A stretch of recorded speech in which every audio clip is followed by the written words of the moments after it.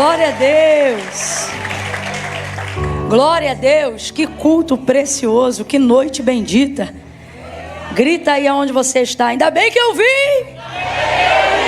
Não é, rapaz? Perdeu um negócio desse aqui. Você acha que isso aqui é todo dia, toda hora? Né, não? São oportunidades, né?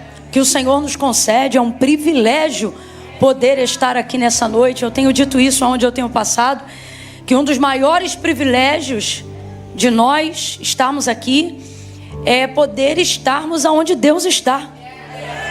Eu sempre digo isso, Deus ele está em toda parte porque Ele é onipresente. Não há lugar que uma pessoa possa se esconder de Deus, ou algum lugar onde alguém diz Deus não entra. De vez em quando a gente tem esse costume, né? Um jeito de fala. Mas na verdade, se teologicamente a gente fosse explicar essa maneira de justificar o Deus não entra, Deus não vai aqui, Deus não vai ali, na verdade a gente está querendo dizer sobre lugares onde Deus não manifesta a sua presença. São coisas diferentes. Apesar de Deus estar em toda parte, existem lugares onde mesmo estando Ele não manifesta a sua presença. Mas esse lugar que nós estamos é um lugar onde Deus faz questão de manifestar a sua presença. E existem lugares, eu estava pensando isso aqui, pastor Jason, existem lugares que Deus realmente escolhe para manifestar a sua presença, porque são lugares que obedecem os critérios que lhe agradam a Deus. Não é muito diferente da parte de Deus o que acontece conosco também, sobre não irmos a lugares onde, por mais que tenhamos a liberdade de estar, não nos sentimos à vontade ali. Então fazemos uso do nosso direito e liberdade de não ir. E mesmo tendo porta aberta, mesmo tendo convite, nós não vamos, não é? E Deus também, Ele tem disso, Ele poderia fazer assim. E existem critérios e lugares onde Deus faz justamente ao contrário, né? Imagine como se fosse uma pessoa agora. Use características humanas para definir o que eu estou querendo dizer, mesmo sabendo que Deus, Ele é divino, não é humano, né? A gente chama isso aí de antropoformismo, mas só para a gente entender melhor. Imagine alguém convidando o Senhor e dizendo: Senhor, vamos em tal lugar assim, e alguém poderia achar imaturo, mas pode ter certeza que dentre os critérios, uma das coisas que ele colocaria é: tá, mas quem vai? E a gente acha às vezes imaturo isso, né? Mas eu vejo claramente Deus desejoso em estar em lugares onde tem pessoas que, primeiro e acima de tudo, desejam Ele. Deus não vai aonde não é desejado. Ah, Camila, mas você acabou de dizer que Ele está em toda parte. Sim, mas uma coisa é Ele estar e outra coisa é Ele manifestar a sua presença. Aqui nessa noite Deus faz questão de dizer: estou no meio de vós, através da presença e da pessoa bendita do meu Espírito Santo. Então, se você compreende a grandeza, se você compreende a relevância desse momento, levante as suas mãos aos céus e tribute a Ele uma adoração extremamente espontânea, e diga para Ele o quanto você se sente privilegiado. Diga para Ele que você sabe que esse lugar só é especial porque Ele está aqui. Senão seria uma noite qualquer, seria como qualquer lugar, mas é o privilégio de poder desfrutar de um ambiente, de uma atmosfera aonde Ele está. É que torna a tua semana poderosa, é que torna a tua vida poderosa, é que torna os teus anos significativos, é que dá valor àquilo que não importa mais ninguém. É o que te torna relevante, é o que te faz ser intencional. O fato de saber que você está aonde Deus está, e faz questão de dizer: eu estou no meio de vós. Urabacanda labadaraia, sebre de ramaia. Oh, não tem privilégio maior. Não tem privilégio maior. Deixa Ele perceber que você se sente privilegiado. Deixa Ele perceber o quanto Ele é amado. Manifeste-se, reaja. Meu Deus. Ei, que privilégio. Ai, que privilégio. Meu Deus. Meu Deus. Quantos buscam, mas não encontram, porque não buscam de todo o coração. Mas aqueles que estão aqui conhecem Ele, e deles são conhecidos, porque buscam e o buscam de todo o coração. E a sua palavra é verdade, e Ele não nega a si mesmo. Então, quando Ele diz: disse: buscar-me-eis e me achareis. Ele não estava mentindo. Ele está dizendo para alguém: você me encontrou. Você me encontrou. Meu Deus, obrigada. Deus não é menino. Deus não te traz, não te coloca em furada. Eu vou falar rasgado que é para todo mundo entender. Deus não é moleque. Deus não é garoto. Deus é responsável. Deus é intencional. Deus é comprometido. Eu não planejei dizer isso aqui, mas Deus está me mandando dizer a alguém. Quem tem ouvidos, ouça o que o Espírito diz à igreja. Ele está dizendo: quando você se compromete comigo, eu me responsabilizo por você. Há alguém aqui que Deus está dizendo: eu me comprometi com você. Eu não fiz uma aliança emocional com você. Eu estou comprometido até a cabeça com o teu ministério, com a tua empresa, com a tua vida. Eu me comprometi com você. Meu Deus, meu Deus, ei, meu Deus. Não sou teu amiguinho, não sou teu colega, não sou sócio meia boca. Eu me comprometi. Eu estou comprometido.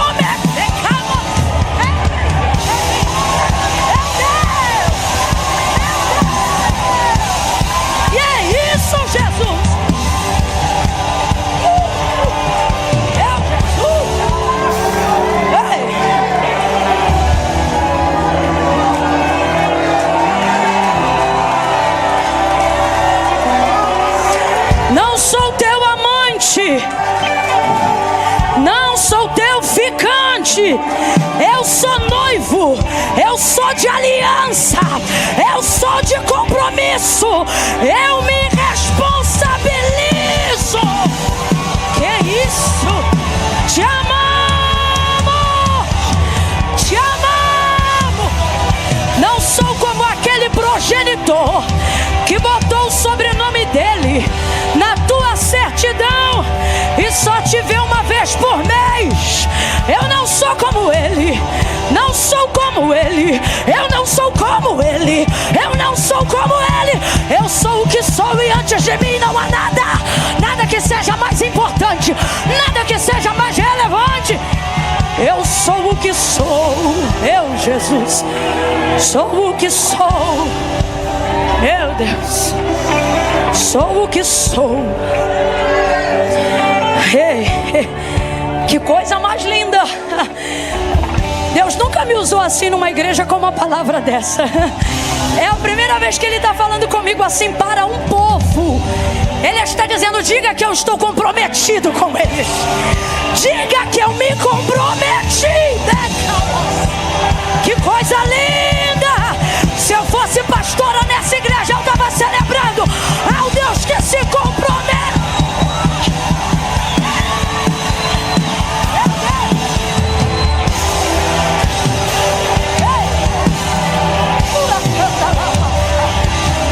Santo de Israel, aleluia,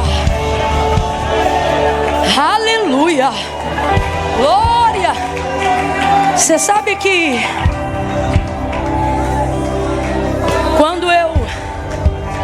quando eu comecei a conhecer o Senhor, porque eu não tive o privilégio de nascer num lar cristão.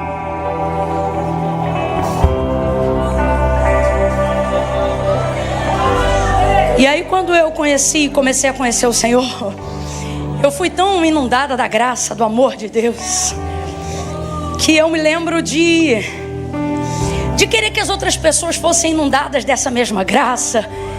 E aonde eu passasse, eu queria que elas conhecessem esse Deus e se envolvessem com Ele e soubessem que elas não estão sozinhas, porque eu conhecia o Deus onipresente e compreendia isso que eu falei para vocês no início, Deus que está em toda parte.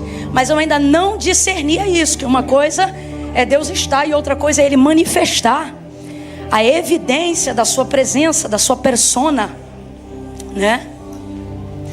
São coisas diferentes. O próprio Jesus, mesmo consciente disso que nós acabamos de falar aqui, ele mesmo vai dizer: aonde estiverem 2 ou 3 reunidos em meu nome, e isso ali estarei. E essa expressão mais próxima da tradução grega original significa: ali eu me manifestarei ou demonstrarei que estou. É o que nós falamos sobre a manifestação da presença. E aí o que acontecia? Eu, nesse afã de querer compartilhar Deus com todo mundo ao meu modo, eu me lembro que qualquer pessoa que eu visse numa posição de sofrimento, alguma circunstância difícil, eu queria na hora consolar essa pessoa. E aí eu sempre dizia assim para ela: Deus é contigo, Deus é contigo, Deus é contigo, Deus é contigo. Qualquer pessoa, eu sentia que a pessoa não estava bem, não fica assim, Deus é contigo. Aí um dia Deus disse assim para mim: para, porque eu não sou com todo mundo não. Cara, eu tomei um susto. Ué, como assim não é com todo mundo? Não. Eu posso estar em todo mundo, mas eu não sou. Isso aqui é o que nós falamos agora. Isso é comprometimento, né? Eu não estou com todo mundo, não. Eu não sou. Melhor, né? Eu não sou com todo mundo. E aí eu parei. Agora eu só falo isso para quem realmente Deus fala comigo.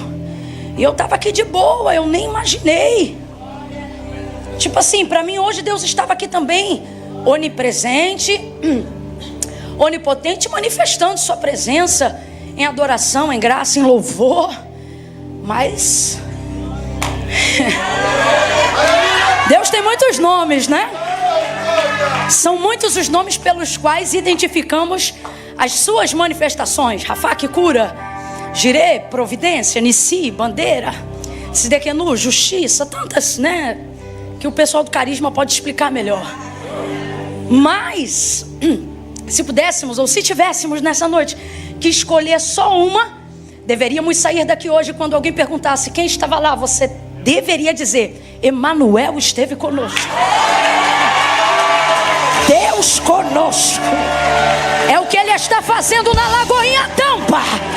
Deus, quando perguntarem: mas como traz, como faz, como paga, como se muda, como batiza, como faz tanto culto? Deus conosco. A resposta é Deus conosco. É Deus conosco. É Deus conosco. Preservem isso. Preservem isso com a vossa vida. Preservem isso em toda a vossa maneira de viver. Porque nada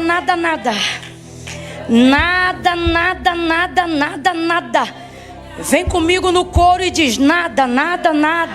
Olha para 2 ou 3 e diz: nada. Não tem dinheiro, não tem status, não tem prestígio, não tem talento, não tem posição. Nada é mais importante, nada é mais edificante.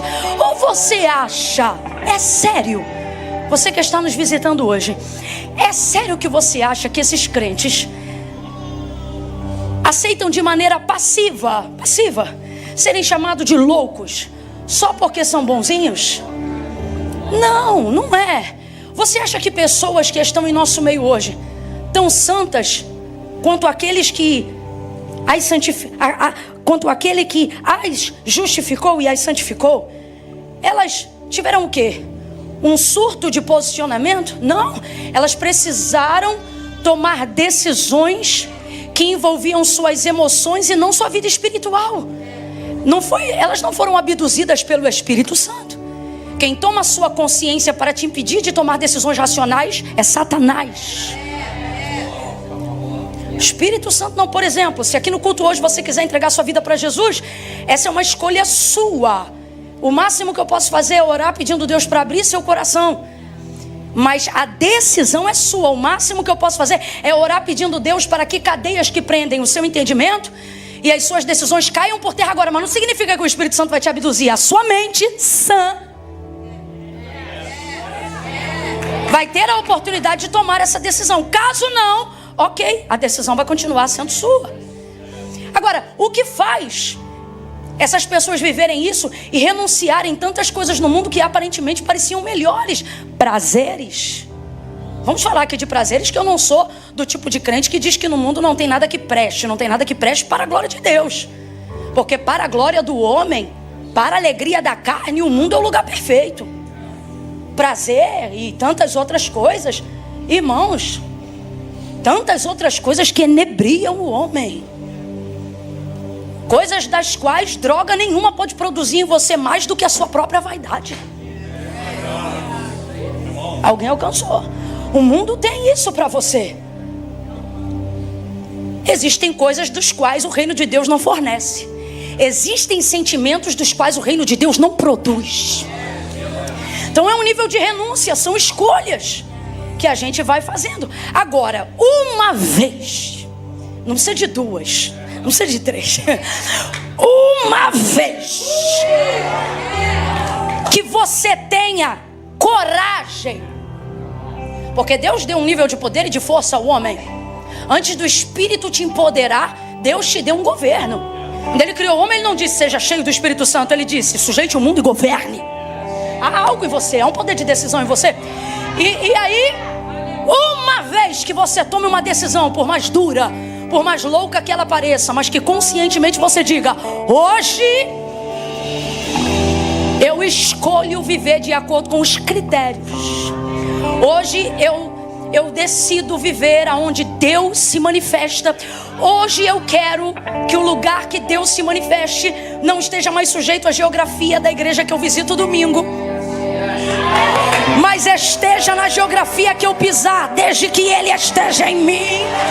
Hoje eu quero ser o lugar que Deus habita. Daí uma vez que você ousadamente, porque eu vou te falar um negócio, na igreja fala-se muito de homem de Deus, mas eu vou usar esses 2 minutos só para falar de homem. Eu vou usar esses 2 minutos só para falar de mulher. Quando você está num ambiente como esse, fala-se muito, fulano é homem de Deus, ciclano é homem de Deus. Mas já percebeu que antes de ser homem de Deus, primeiro tem que ser homem?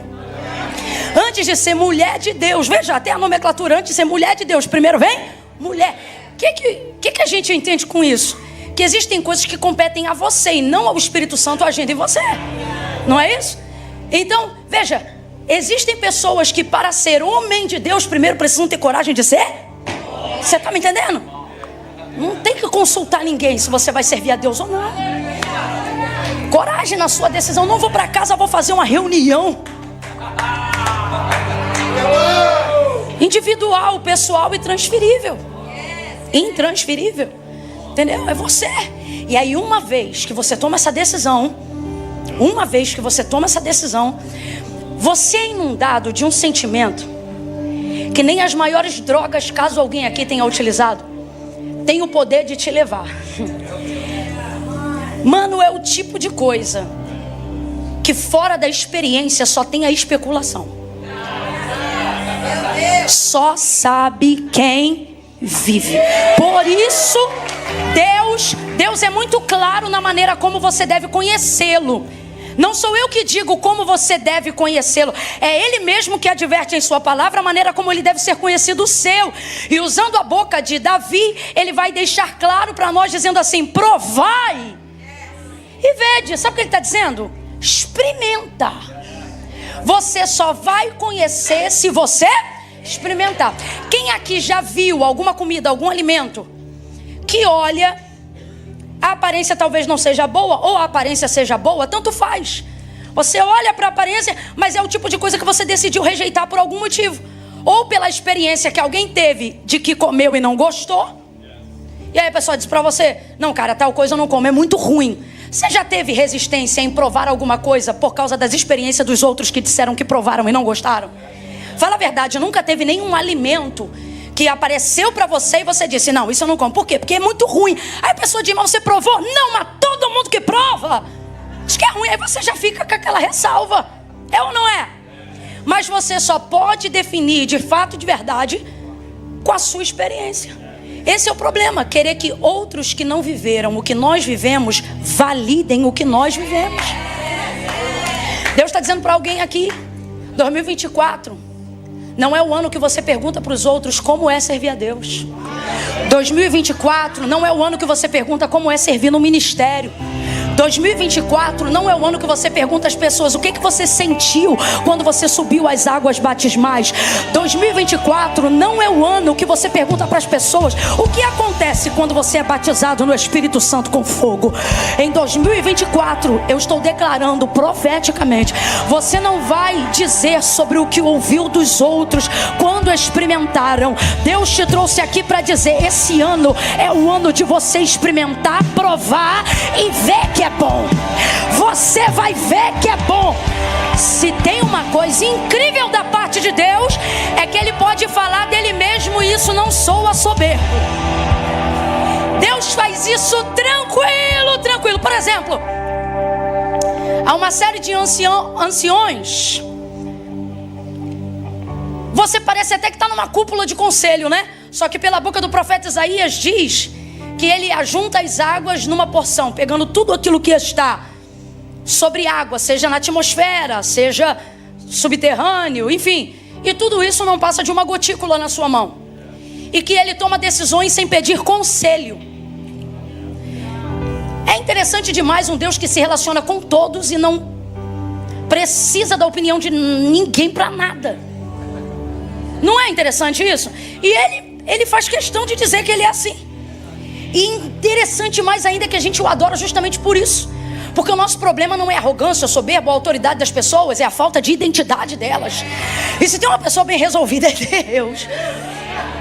Eu sou o que o Senhor é. Quando Moisés perguntou, quando eu chegar lá e me perguntarem quem foi que me enviou, o que eu digo? Diga que o eu sou. Esquece.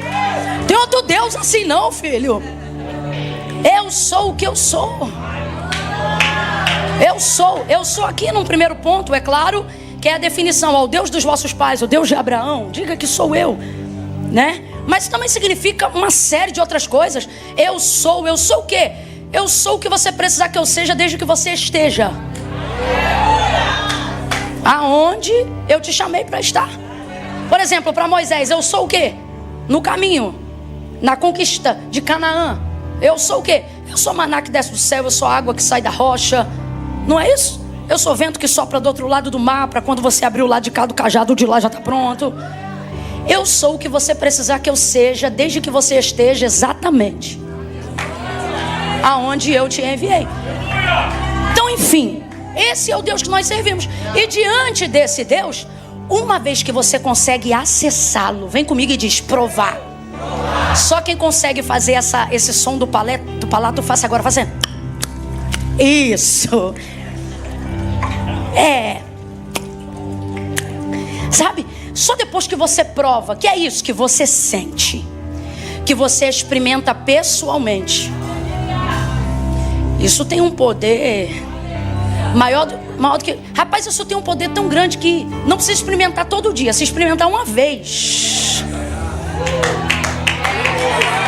nunca mais, você não consegue. Tanto é que suas crises existenciais é quando passa muito tempo sem... Você já pensa, ele me deixou, que houve, não é mais o mesmo. Porque se deixar, você quer andar por aí igual... E uma vez que você experimenta, você tem uma decisão, uma ousadia muito grande. Que, um exemplo, se você estiver numa vida como a da samaritana, teve 5 e o 6º que tu tem agora não é teu. E aí vamos supor que esse cara paga tudo pra você.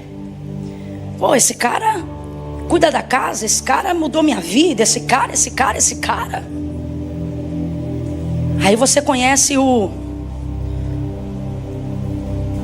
Jesus no poço, que nem aquela mulher. Você vê, ó, que coisa interessante. Ele diz assim, traz aqui teu marido. Ela diz, tua serva não tem marido. Ele disse, tu disseste com verdade, porque relacionamento com Deus, não importa o quão feio seja o que você fez, para Ele importante é dizer a...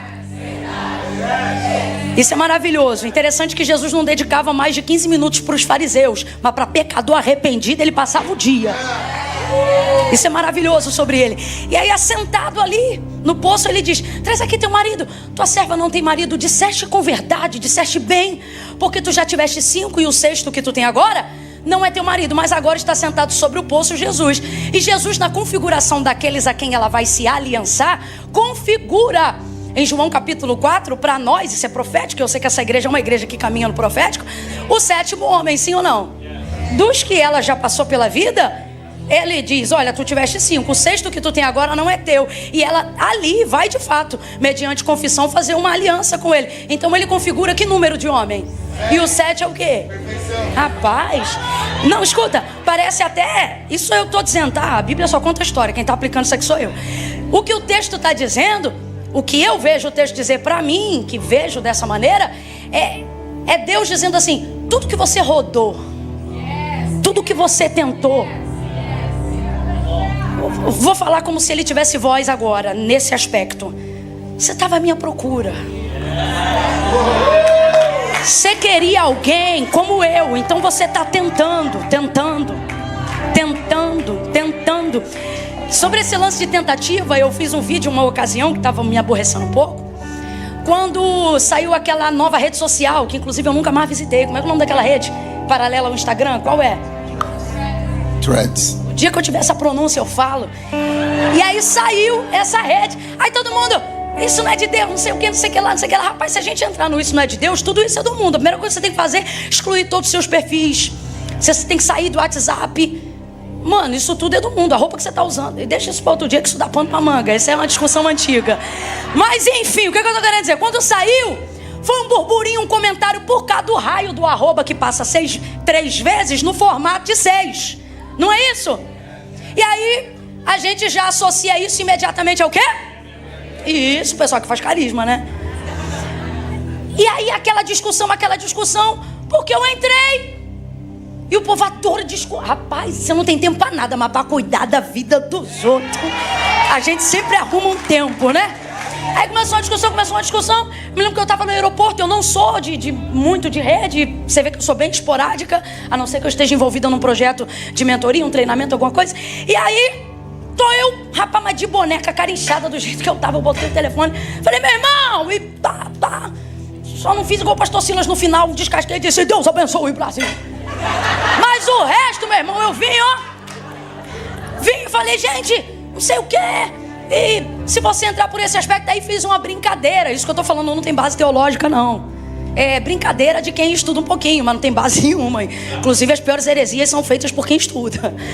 Mas escute, eu disse numa brincadeira, eu disse assim: falei: rapaz, você sabe o que é o 666? É a tentativa de alguém que a vida inteira vai querer ser um 7. E o máximo que vai conseguir, isso é uma brincadeira, vou falar de novo, e nunca vai conseguir. Agora, o que eu estou querendo dizer para nós aqui? É uma aplicação. O que eu estou querendo dizer? A nossa vida, quando eu vejo a vida dessa mulher, a nossa vida se assemelha demais a isso. Tentativas de ser feliz, tentativas de acertar. Gente, quem foi Saulo, mesmo na condição de perseguidor, alguém que fazia o que era errado, acreditando que estava fazendo o que era certo? Ele disse: da seita dos fariseus eu fui o pior, o mais correto, o mais, entendeu? Agora você vê, tá ali agora sentado ao poço, essa mulher. Vai, João 4, abre aí. Tá rindo de quê, menino? Abre o texto, porque senão depois aquele povo diz: não abriu a Bíblia. Meu Deus, parece até que eu tô falando 30 minutos de mim. Tô falando de mim? Não, mas não adianta. Sempre vai ter uma religiosa. João capítulo 4. Abra a sua Bíblia, João capítulo 4. Meu Deus.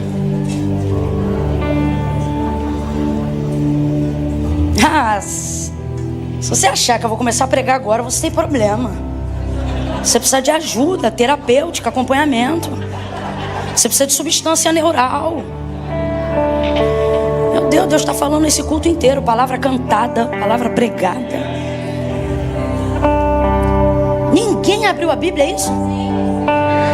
Ah, tá. Gente, vamos embora voltar a fazer aquele barulho. Vamos lá, João capítulo de número 4. Versículo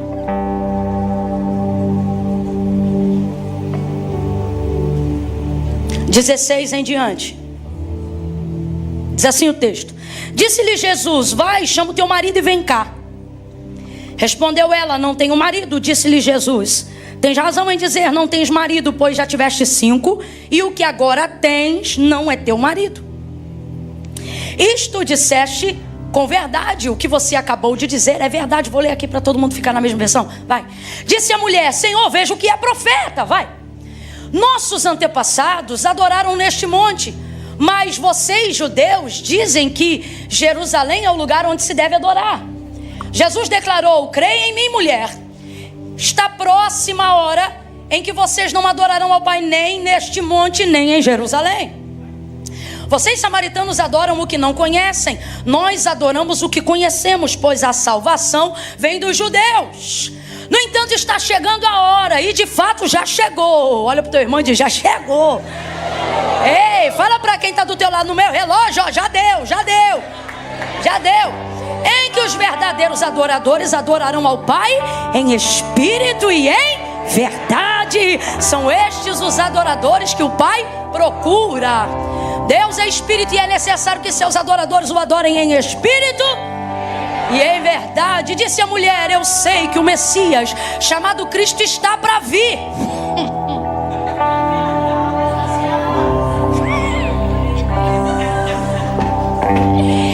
E quando ele vier, ele explicará tudo para nós. Então Jesus declarou: eu sou o Messias. Eu que estou falando com você. Pode parar por aí que na parte dos discípulos já entra carne, vai. Estou brincando, mas até aqui.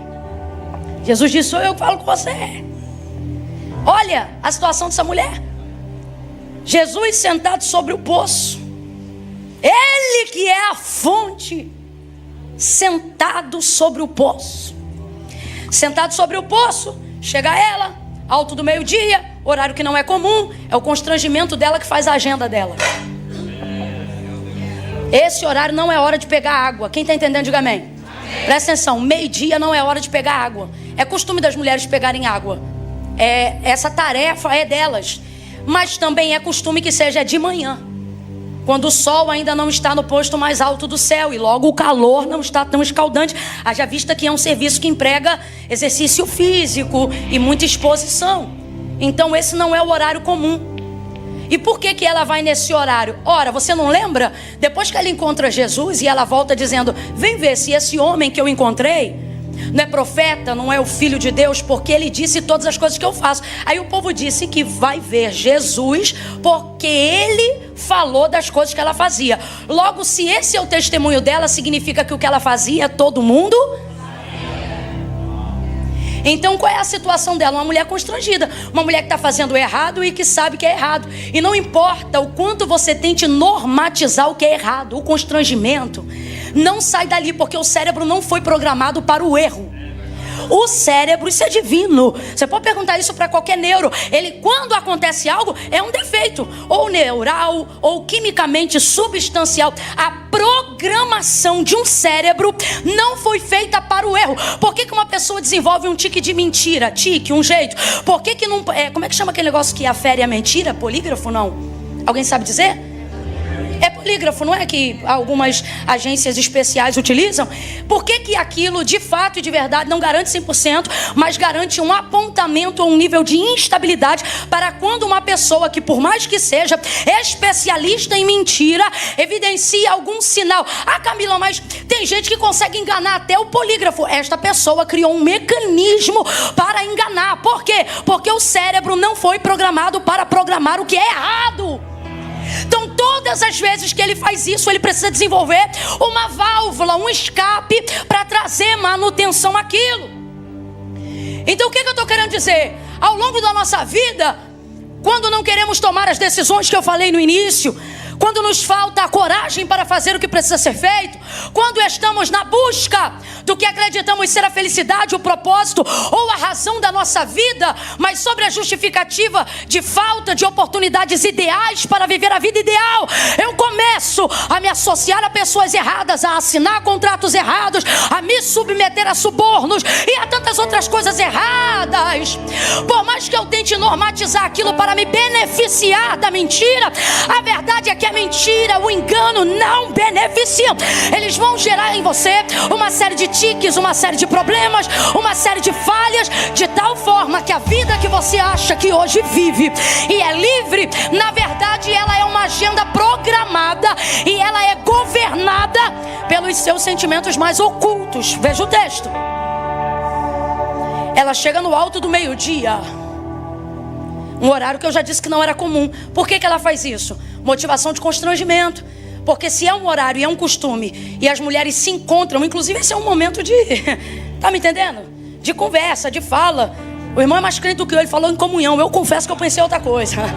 Aquela hora, sabe, entendeu? De comentar da vida dela. É aquela hora de comentar do que ela faz. E justamente por isso ela não vai na hora que todo mundo vai. Seria belo se pudéssemos dizer isso para falar que ela ou não se mistura, ou isso ou aquilo, mas a gente sabe a verdade.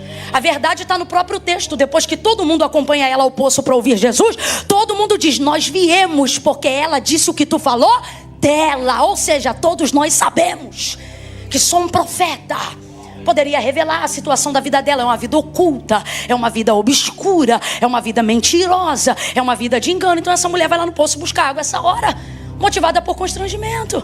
Eu quero evitar olhares, pessoas, contatos. E essa é a desgraça do desgraçado pecado. Ele te leva para lugares que você não quer, em consequência do que você fez. O próprio fato de Jesus pisar em Samaria sendo judeu mostra na conversa dela com Jesus que ela queria o perdão verdadeiro. Ela queria, anela uma motivação de sair dessa vida, mas ela não consegue. Por quê? Porque dentro daquela liturgia, daqueles dias antes do Messias, olha a conversa dela com Jesus. Ela já percebe que ele é profeta porque ele diz assim: chama o teu marido. Gente, Jesus sabia ou não sabia que ela não tinha marido? Sabia ou não sabia?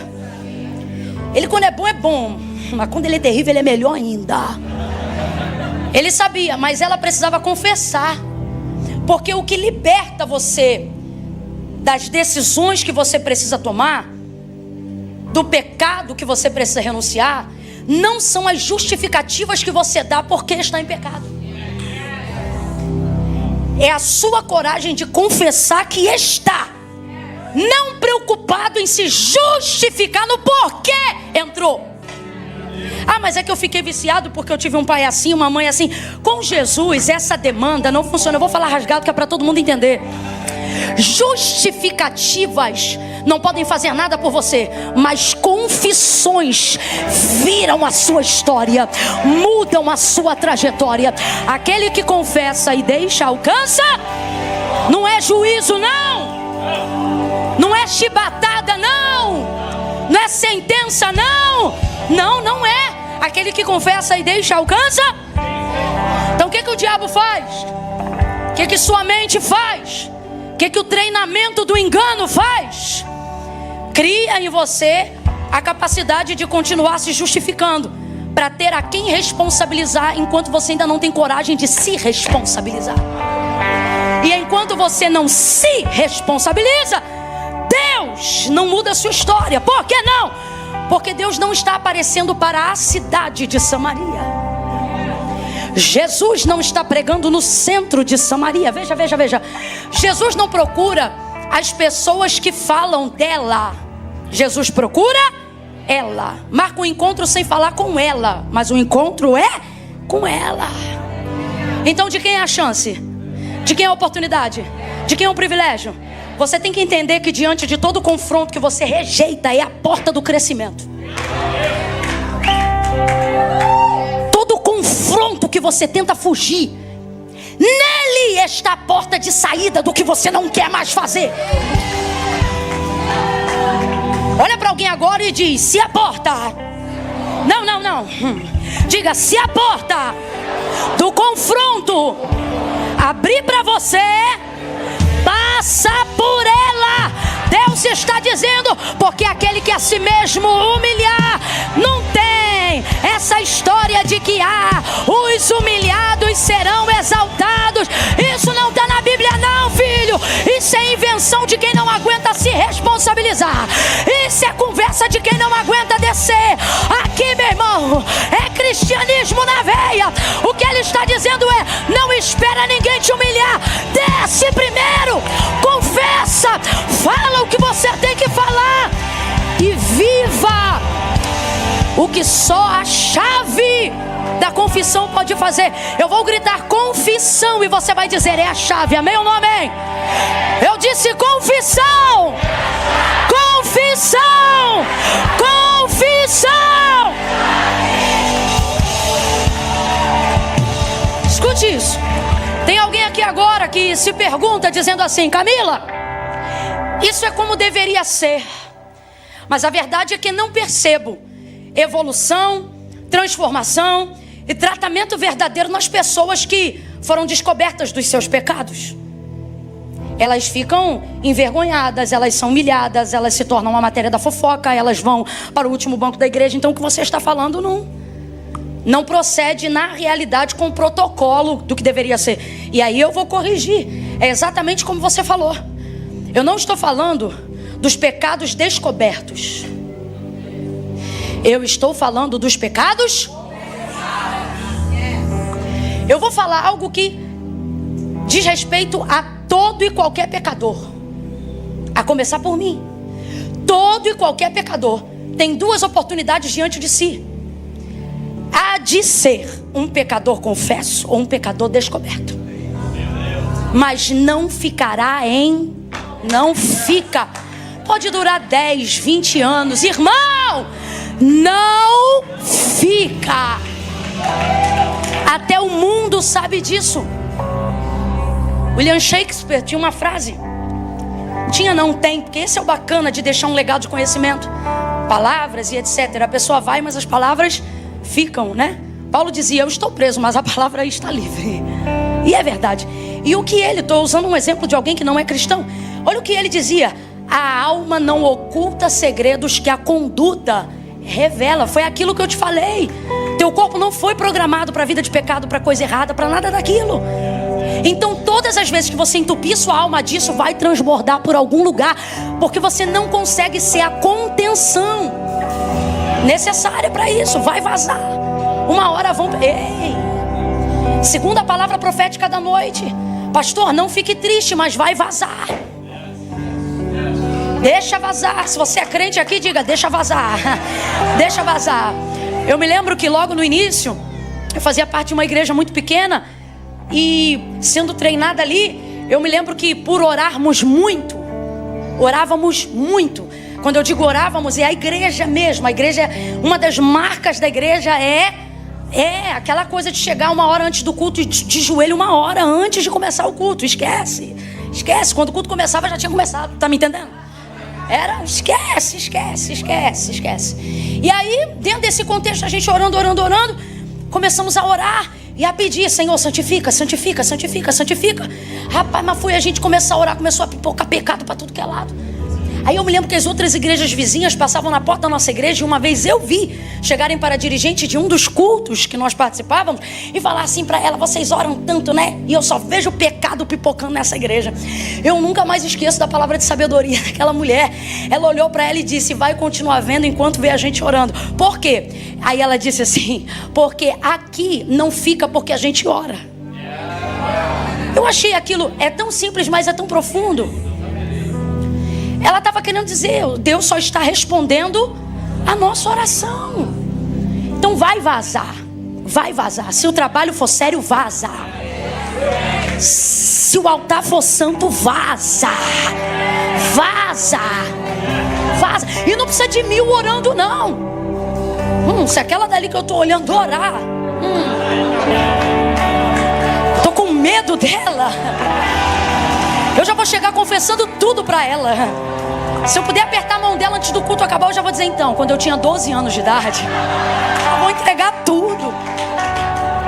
Então veja, não são as justificativas, são as confissões. Aí você tem referências de pessoas que ficaram caídas, porque uma outra coisa que está acontecendo é que as pessoas estão chamando de queda decisões. Eu vou falar rasgado que é para todo mundo entender.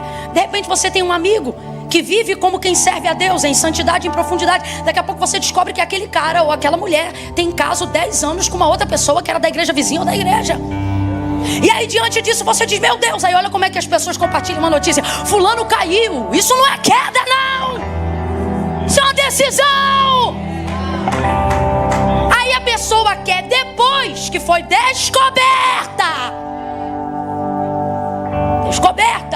quer dizer, não, cadê a misericórdia? Cadê o amor?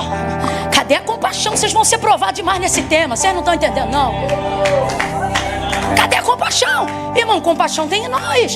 Só não fica esperando que aquilo que só vem de Deus e não de nós.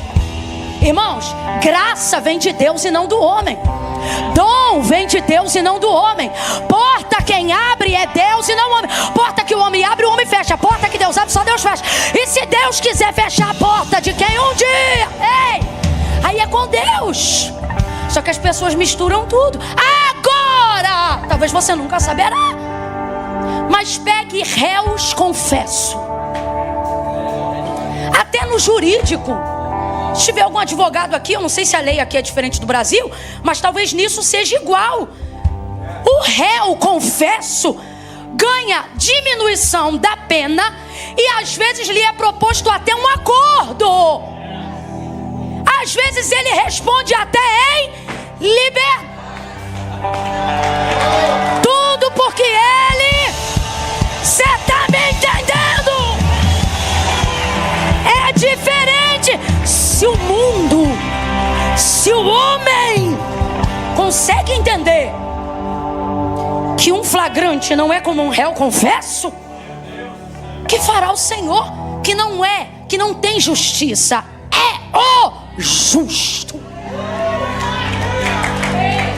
Então todas as vezes que você estiver diante de um confronto, que confronta a tua moralidade, que confronta teu status, teu prestígio, não fuja dele. Até porque eu vou lhe dizer uma coisa: se Deus usa uma pessoa com capacidade de ver, você vai se esconder de quem? Vou lhe dizer outra coisa: quando uma pessoa sabe, não é só ela que sabe. Vou lhe dizer a terceira coisa: dá continuidade a isso, é só destruir a si mesmo. Eu acho lindo, e é por isso que Jesus diz, disseste bem. Aí eu te pergunto, tá com um homem que não é teu, é bonito? Ih, ficou quieta. Ai.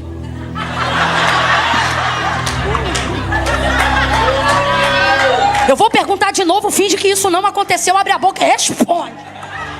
Responde, irmão, senão Jeremias vai me pegar aqui agora. Eu quero ouvir as vozes femininas com força agora. Tá com um homem, dizer que está com um homem que não é seu é bonito?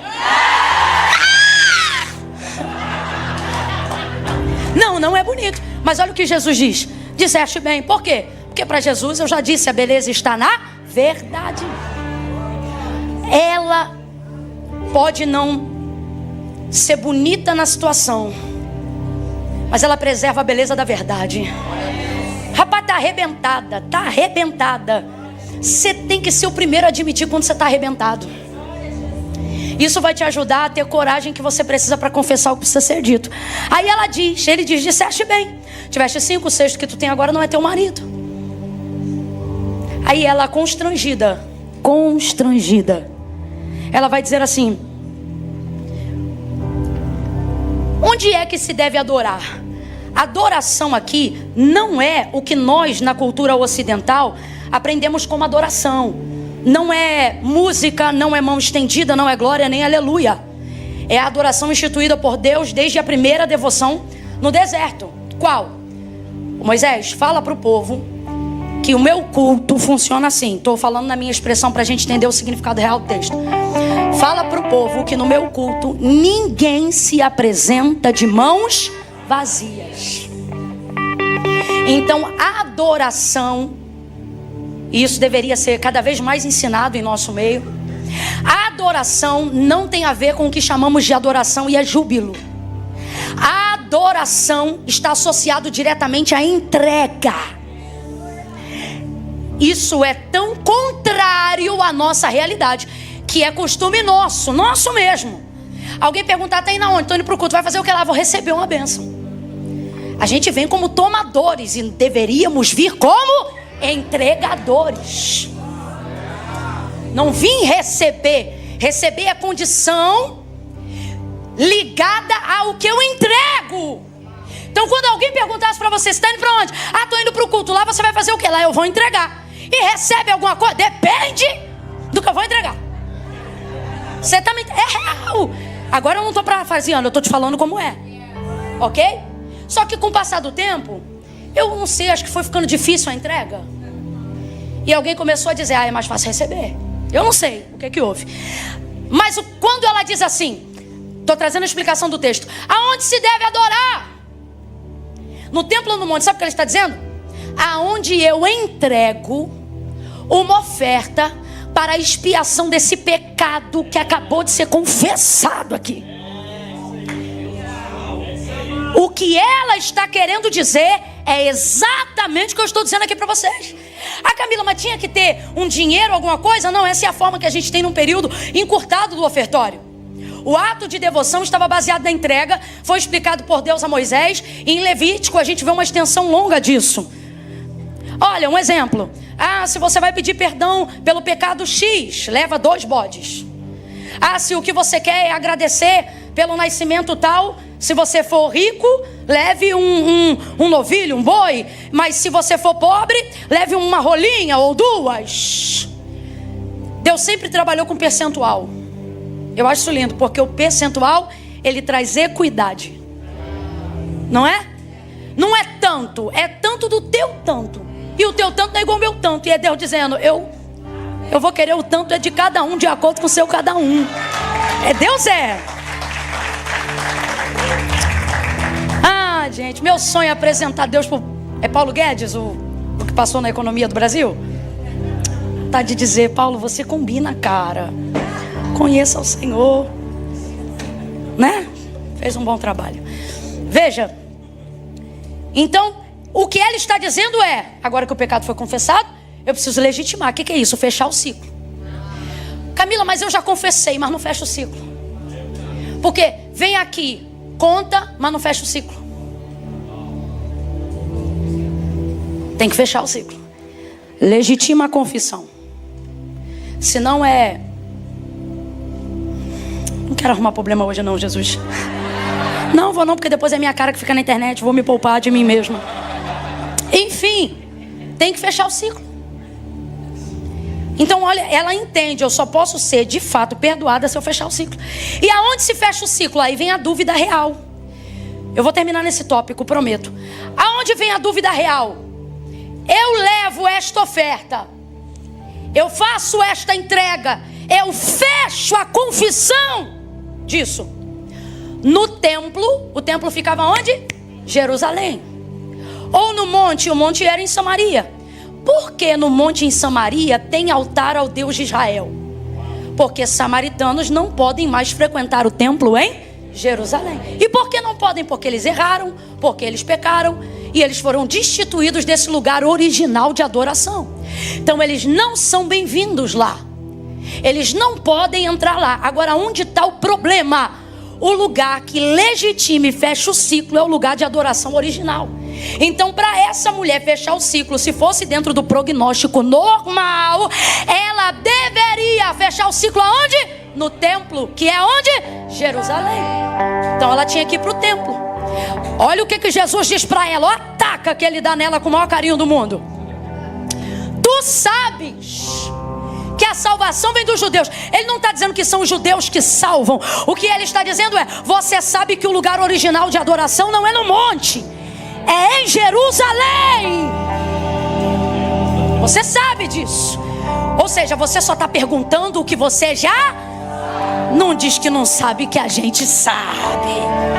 Só que mesmo assim, porque a pergunta dela é legítima, porque a bichinha sabe que está toda errada e sabe que o lugar original é Jerusalém, mas ela também sabe que ela é tida como uma cadela naquela sociedade. Então por isso ela não pode. Aí vem comigo. O que é que os samaritanos então fizeram? Já que a gente não pode adorar lá, porque não temos mais uma entrada original, não somos mais legítimos, vão criar um altar aqui. O que tem de gente fazendo isso? Já que eu não posso estar aonde é o lugar verdadeiro, vou criar um ambiente, uma rede de apoio. Deixa isso para outro dia que isso é pano para manga. E era ali que eles faziam seus atos devocionais de adoração e de entrega. Só que vamos falar a verdade? O coração deles podia até estar em verdade, mas aquilo não era aceito, porque aquele altar não era verdadeiro. Eu vou te falar uma coisa difícil de se ouvir, mas importante de levar para a vida. Sua entrega, quando é verdadeira, precisa ser feita num altar, porque senão você pode ter a melhor intenção do mundo, a melhor oferta do mundo, a melhor entrega do mundo, o melhor dom do mundo, e isso será deturpado. Gente correta anda com gente correta, não anda com gente bem intencionada. Gente que faz o certo anda com quem faz o certo. Agora, qual era o caso dessa mulher diferente de nós, que hoje temos acesso mediante Jesus Cristo? Qual era o caso dela antes de conhecer Jesus Cristo? O caso dela era esse aqui, ó. Ó, Jesus respondendo para ela: tu sabes que a salvação é dos judeus, ou seja, tu tinha que fechar esse ciclo lá em Jerusalém, mas tu não pode entrar. Então a pergunta dela é isso aqui, ó: eu quero fechar, mas os judeus dizem que teria que ser no templo, mas no templo a gente não entra. Aí olha como Jesus vai responder, abre aspas, minha interpretação. O que ele está querendo dizer é filha de... Ficou difícil para você, por quê? Porque no templo tu não entra e no monte é Deus que não recebe. Ele foi super sincero com ela, ó, o ciclo para fechar é em Jerusalém. Mas você acha que ele está em Samaria por quê? Samaria é território dos errados. E se eu te disser nessa noite que existe gente doida para se consertar, mas não tem acesso? Aí vai depender de alguém que não tenha tanta vaidade no prestígio religioso para pisar em alguns territórios de errados e arrumar o que está fora do lugar e dar uma chance para quem não teria chance nenhuma se não te conhecesse. Aí veja, no templo tu não entra, no monte é Deus que não recebe. Parece que se eu estou no lugar dela eu penso, é por isso que eu estou na vida errada mesmo. Dá vontade de voltar, ué, você pensa, não tem jeito. Mas Jesus continua. Porque Jesus não só dá jeito, como sempre traz um jeito surpreendente de dar jeito no que não tem jeito. Deus está mandando você ser usado agora como boca dele aqui. Levanta a mão direita o mais alto que você puder, vai, por favor. Coloca a esquerda na mesma altura, sem preguiça, vai. No 3, preste atenção, no 3, você vai abrir suas mãos ao redor do ombro que está ao seu lado. No 3, você vai... Meu Deus, aonde houver uma mão estendida, enche ela da unção que despedaça todo jugo nesta noite. Aonde houver uma mão estendida, enche ela de misericórdia e de esperança para levantar espíritos, almas que estavam desanimados, e que no toque dessas mãos uma porta seja aberta, uma saída apareça, um caminho se abra por intermédio das tuas mãos, em nome de Jesus. Preste atenção comigo. 1, quando eu disser 3, você vai colocar a mão no ombro do teu irmão e vai dizer para ele ou para ela: calma, tem jeito. Eu conto 2, prepara. Não importa qual é o vício, não importa se está no crack, não importa se fez a vida na mentira. Deus está dizendo: eu visito o teu DNA, eu visito a tua parentela. Eu vou em Singapura, eu vou no Brasil, eu vou na Ásia, eu vou no Japão, eu alcanço. Tu só precisa saber disso. 3, bota a mão no ombro e diz: tem jeito. Tu só bota a mão no ombro. Tem jeito. Jesus tem jeito. Ele é o jeito, ele é a porta, ele entra por onde você não imagina, ele vem por um caminho que você não espera. Tem jeito. Aperte a mão de alguém. Tem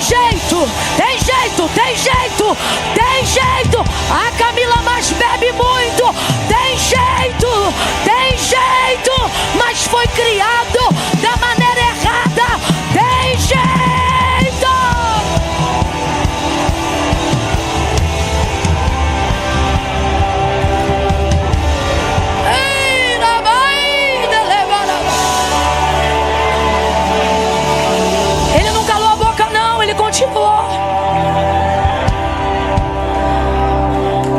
continuou.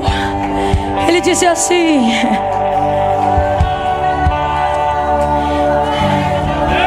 depois que ele diz para ela onde ela teria que fechar o ciclo, ela pensa que a resposta dele deixa ela sem saída, porque a grosso modo a resposta dele tinha que ser no templo. Mas no templo tu não entra e no monte é Deus que não recebe. Aí ela fica tão desolada que ela diz assim: olha que mulher esperançosa. Só consegue sair do erro quem tem esperança. Olha que mulher esperançosa. Deus é quem dá esperança a viciados. Quando você vê um viciado dizendo assim: um dia eu vou sair dessa vida, não ria dele. Diga assim: Jesus tira dessa vida mesmo. Tem jeito. Tem jeito. Eu conheço gente que saiu dessa vida. Alimente a esperança dos que querem sair de um erro e não podem. Porque Jesus pode. E é Jesus que alimenta essa esperança.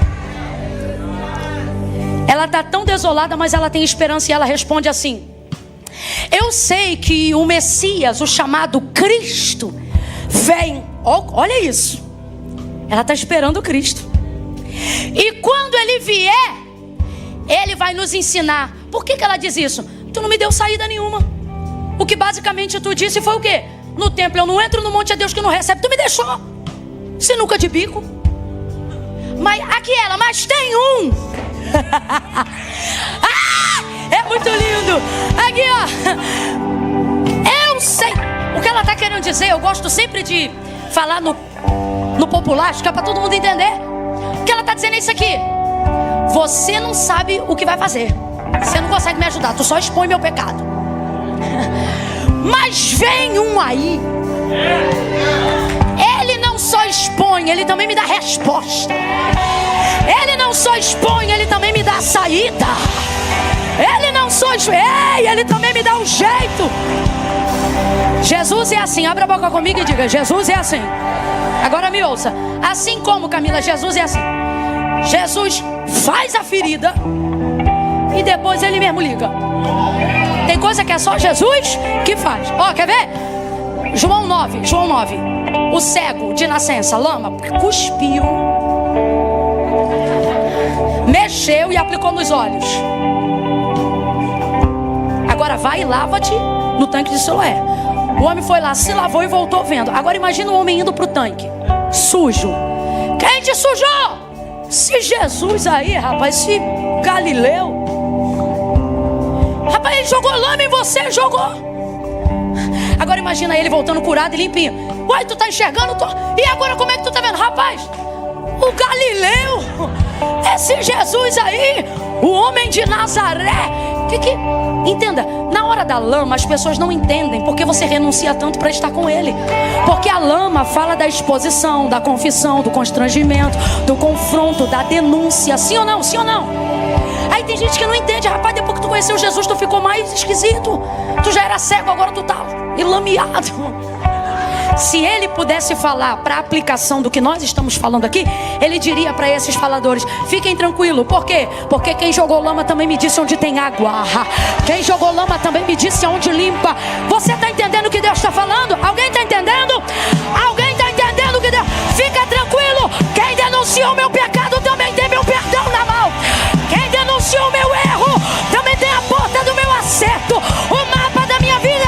É por isso que eu amo ele e tudo é pra ele. Olha a esperança. Olha a esperança dela. Eu sei, porque vem um aí. Ele não vai só dizer que eu tive 5. Estou parafraseando. Ele não vai só dizer que eu tive 5 e que o 6º não é meu, não. Ele vai me dizer o que fazer. Ele dá jeito. Eu estou esperando o Messias. Tem um ponto de exclamação no texto, você lembra? Ele amou tanto esse comportamento nela que eu não sei se ele pretendia cozinhar ela mais um pouquinho. Mas ele não aguentou. Porque quando ele viu esse comportamento nela, tem um ponto de exclamação. É como se ele fizesse num ato de surpresa. Ele exclamou. Exclamou significa que ele levantou o uso da voz. Olha a alegria dele. Sou eu! Cristo, gente, você viu? Ele está emocionado, ele está maravilhado, porque tem mais festa no céu quando um pecador se arrepende do que qualquer outra coisa que a igreja possa fazer. Sou eu! Olha que lindo! Olha que lindo ele dizendo: sou eu que falo contigo. Parece até conversa de vizinho. Menino, sou eu. Aí ela, imagina ela: ah, você tá brincando? Que esse homem que vai salvar o mundo parou no meu poço? A gente tem uma mania de esperar a salvação, mas quando ela vem a gente diz: ah, ele vai ligar pra mim? Não é? Eu me lembro quando eu entreguei minha vida para Cristo e logo em seguida recebi dele uma promessa, que é essa que eu vivo hoje. E eu me lembro de vezes ou outra acreditar, mas rir a beça igual Sara, e falar assim: pô, o dono do mundo tá aqui comigo na minha cozinha. Te juro. Eu dizia: pô, o dono do mundo tá falando comigo aqui, pô, na minha louça. Eu lavando louça e Jesus me mostrando as coisas. E eu pensando, às vezes, eu ficava assim, ó, vendo, achando que era eu que estava vendo por conta própria, e dizendo assim: rapaz, já pensou? E ele comigo dizendo: vou te levar, vou fazer. E eu ficava: tanta coisa para ele fazer. Ele vai me botar no avião, vai passagem. Me lembro de Deus usar seus vasos, não uma, não duas, mas várias vezes. Eu só tinha 2 mudas de veste de roupa de troca, uma para culto de semana e uma para final de semana. E eu me lembro que Deus usava seus vasos, porque ele falava: vou te levar e tal, não sei o quê. Eu pensava: Deus, eu não tenho roupa, eu não tenho nada, onde que eu vou arrumar mais roupa para ter mais uma semana? E aí Deus usava os vasos e dizia assim: vou eu te vestir, vou eu te calçar. Diante de Deus, hoje eu fico pensando como eu pensava na época, assim: tanta coisa para ele fazer, vai me vestir, vai me calçar. Até hoje, quando todo ano eu faço aquela limpa do guarda-roupa que a gente sempre faz, né? Não tem uma vez que eu não tiro aquelas sacas e sacas e sacas de roupa. Talvez alguém agora está olhando e dizendo: você tem tanta roupa, mas sempre te vejo com as mesmas. É que eu só uso o que eu de fato fico à vontade no altar, mas fora do altar eu tenho outras roupas também. E aí, no dia de fazer a limpa e tal, eu ouço como se fosse um daqueles dias: eu não te falei que eu ia te vestir, que eu ia te calçar? É incrível. Então eu imagino o espanto dela dizendo: o dono do... aqui. Agora vamos lá, como é que ele vai fechar esse ciclo? Se ele disse que no templo não entra e no monte não recebe. Ah, mas o Messias vem: sou eu. Sou eu. Ah, então acabou. Aqui, ó: sou eu que falo contigo. Só que Jesus não quebra princípios. Olha aqui pra mim. Ele até quebra protocolos, mas não quebra princípios. Ele até quebra burocracia, mas não quebra. Qual é o princípio? Essa mulher, naquele contexto, antes de cruz, essa mulher precisa de um altar. Por isso o encontro foi no poço de Jacó. Aqui está o testemunho de quem Deus é: o Deus de Abraão. Ela precisa de um cordeiro. Eis o cordeiro que tira o pecado do mundo, sentado no poço de Jacó, falando com ela. Imaculado, santo, santo, santo. Agora vamos lá. No básico, ela precisa de um sacerdote para a administração da entrega. Ela conseguiu um bônus. Ele não só é o sacerdote, como ele é o sumo sacerdote. O sacerdote dos sacerdotes está falando com ela naquele... Deus está dizendo para alguém: tu tens a minha atenção, então para de fingir que não tem e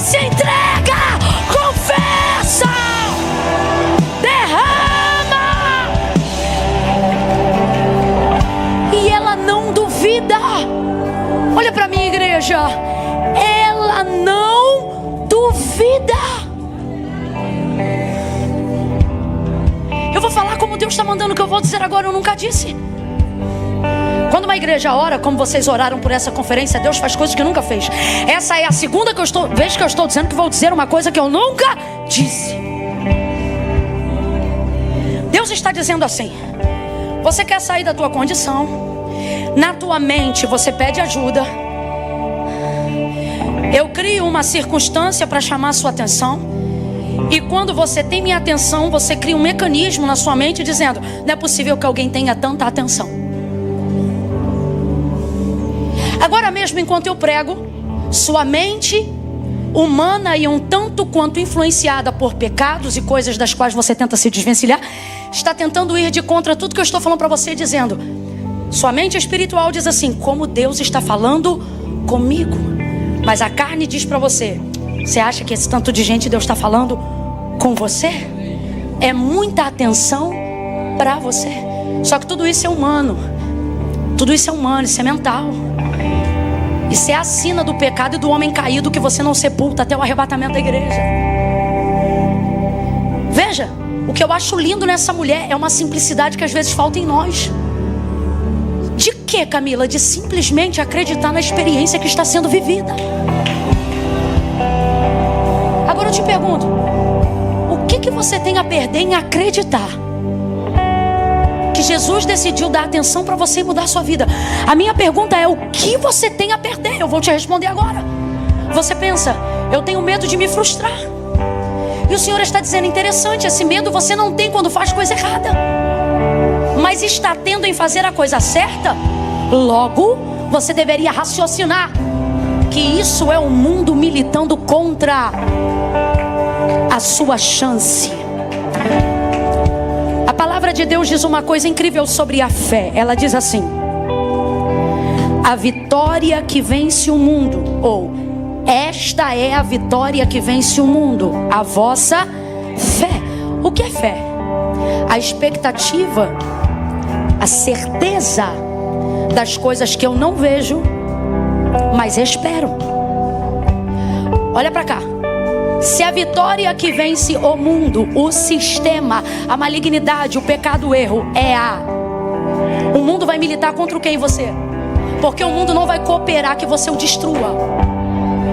O mundo não vai fortalecer a arma que você tem para destruir o sistema. Então, todas as vezes que você estiver em vias de tomar uma decisão baseada em fé, o mundo vai fazer de tudo. A educação dos seus pais, a cultura de onde você foi criado, a geografia de onde você está, vai ganhar voz na maneira como você foi doutrinado, e vai tentar te fazer acreditar que esta experiência é uma mentira. Mas ela é a fé. Ela é a fé. Ele está dizendo: seja fiel. Seja fiel a esta experiência. Entrega o teu caminho ao Senhor. Confia nele e o mais Ele fará. Pegue a mão de alguém aí agora. Segure a mão de alguém do seu lado agora. Eu disse agora, agora, agora mesmo. E diga: é fé. É fé. Tome uma decisão de fé. Escolha o que é certo. Se entregue. Entrega tudo. Entrega tudo. Entrega tudo. De pé como estamos. De pé como estamos. Grite comigo esse grito de guerra. Diga assim: entrega tudo. Grite: entrega tudo. Presta atenção. Isso, de pé, de pé. Decidir não entregar nada não muda nada. Tomar a decisão de entregar tudo muda tudo. Saia do raso. Saia do lugar da mediocridade e das decisões. Desculpa, eu vou falar como Deus está mandando. Quem se desculpa sou eu, não é Deus. Eu é que ainda estou vencendo algumas covardias proféticas. Deus está dizendo: você está tomando decisões medíocres, medianas. quando a fé que você tem já é o suficiente para tomar decisões radicais. Você está pronto para isso? Eu quero que você olhe para alguém mesmo não conhecendo essa pessoa, mas porque ela está na atmosfera onde Deus está entregando isso, eu estou autorizada por Deus a te autorizar a dizer isso. Então olhe para ela e diga: você está pronto. Você está pronta, você está pronto. Diga, se você está aqui, você está pronto. Se você está ouvindo essa palavra é porque você está pronto, você está pronta, você está pronto. Jesus passou por um campo cheio de milho. E ele disse assim, olhando para o campo que todos estavam vendo. E ele disse assim: vocês dizem, falou para os seus discípulos, que faltam 3 meses para a colheita, ou seja, para esses campos estarem prontos para a colheita. Mas eu vos digo, e ele estava falando não de milho, mas de pessoas. Aí ele diz assim: eu vos digo que esses campos estão prontos, que essas vidas, essas pessoas no mundo estão prontas para o reino, para o meu evangelho. Elas querem a salvação, elas querem a redenção, elas querem se livrar dos pecados, das culpas e das dores de decisões erradas que elas tomaram até hoje. Elas querem. Mas o que você aprendeu hoje aqui? Que só existe algumas maneiras de fazer isso, e todas elas te levam a uma única pessoa, a pessoa bendita de Jesus Cristo. Só Ele dá jeito para o que não tem. Ele perdoou ela, e perdoou, e deu uma oportunidade a todos nós, dizendo: ó, chegou a hora. Pergunta assim para o teu irmão: que horas são agora? Responde logo para ele e diz assim: é a tua hora. É a tua hora. Essa hora é tua, esse tempo é teu, esse ano é seu. É o ano do evangelho ter a maior relevância nas suas decisões. Esse é o ano, esse é o tempo, é agora. Tome decisões. Olhe para mim. Isso não tem nada a ver com o quanto eu preguei hoje. Escute, o que muda a sua vida não é quanto tempo eu usei para pregar, nem mesmo a revelação do texto. O que muda a sua vida é a decisão que você vai tomar diante do que você ouviu. Não são sermões que mudam a nossa vida, são as decisões que tomamos nos sermões que ouvimos. Eu quero te convidar. Eu vou dar uma oportunidade aqui agora, eu vou entrar nela, porque eu sei que a gente está debaixo de uma nuvem nessa noite. Estou nela, Deus, me considera também. Se compromete comigo também. Ó, tem uma oportunidade aberta aqui agora. Para quem já serve ao Senhor, frequenta a igreja, é um membro, é um pastor, é um pregador, é um servo da casa de Deus, é um homem de Deus, é uma mulher de Deus. Deus está dizendo: não te excluo dessa mensagem, ela também é para você. Você sabe que existem decisões de fé que você tem que tomar esse ano. A estes, Deus não está chamando para largar o pecado, porque eu considero santos servos de Deus. A estes, Deus está chamando para sair do lugar da mediocridade. Vou falar como Ele está mandando a seus servos, e isso me inclui. Sua geografia não combina mais com aquilo que eu estou te entregando, com a resposta daquilo que você está me entregando. 15 minutos da sua devocional não cabem o peso da revelação que eu quero te mostrar esse ano. Saia da mediocridade do tempo, saia da mediocridade da geografia. Há um convite hoje aqui aos servos de Deus. A mim, eu me sinto atraída por esse convite. Eu sinto Deus dizendo para mim, enquanto eu prego a vocês, a mesma coisa. Decisões, tome decisões radicais. Terceira vez, e eu nunca falei isso em nenhum outro lugar. Deus está dizendo: é o tempo. Tem gente querendo descobrir quando é o tempo. Deus está dizendo para vocês: o tempo chegou. É o tempo perfeito para decisões radicais. O portal das decisões mais assertivas da sua vida foi aberta essa noite. Passe por ele. Agora tem uma outra oportunidade aberta aqui também. A quem? Aos que estão hoje aqui e querem tomar a decisão corajosa que a samaritana tomou. Camila, hoje eu não vou fugir do confronto. Camila, não. Que eu desapareça. Não é comigo que você tem que falar. É Deus. Hoje eu não vou fugir do confronto. Quer saber? Também não vou mais me justificar. Hoje eu vou do jeito que eu estou, como aquela mulher no poço. Eu vou te falar a verdade, por mais feia que ela seja. Hoje eu vou, não importa qual é a gravidade do pecado que tenha me amarrado até aqui. Hoje eu vou entregar essas amarras. Nem que eu vá algemado, eu vou algemado para a tua mão. Eu estou indo. E você vai tomar essa decisão na sua vida.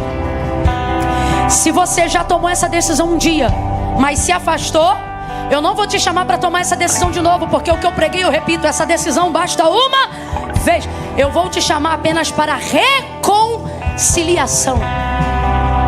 Camila, já servi, conheço esse Deus, mas me afastei. Eu tenho que ir aí na frente e decidir? Não, você tem que vir aqui na frente reconciliar, porque você já sabe que Ele é o caminho, a verdade e a vida. Camila, eu venho sempre à igreja, mas eu nunca fui no altar tomar uma decisão. Nunca levantei minha mão. Precisa fazer isso? Precisa. Quem inventou isso? Lagoinha? Não. Jesus disse assim: aquele que me confessar diante dos homens, eu também o confessarei diante do meu Pai que está nos céus. Sabe o que ele está dizendo? Se você se expuser por mim, eu vou me expor diante do meu Pai por você. Vou te proteger, vou te blindar.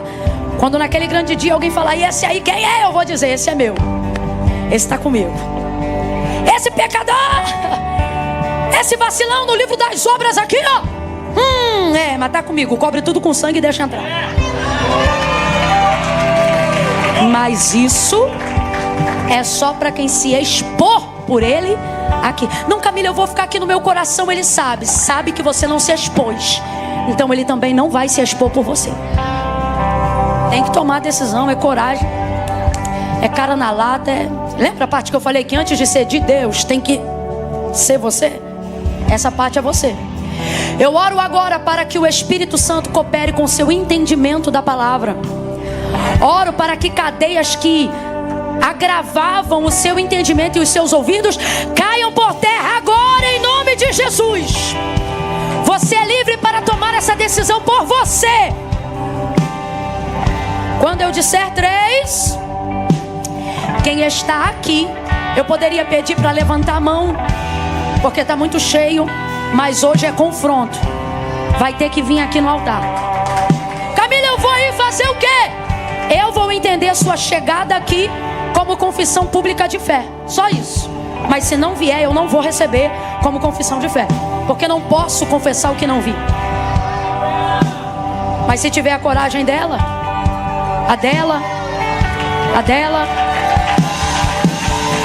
1, 2, 3.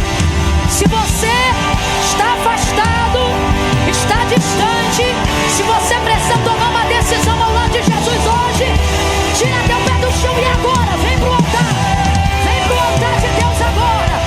Entrega o teu caminho para Ele. Diga para Ele: eu entendi e me decidi. Eu entendi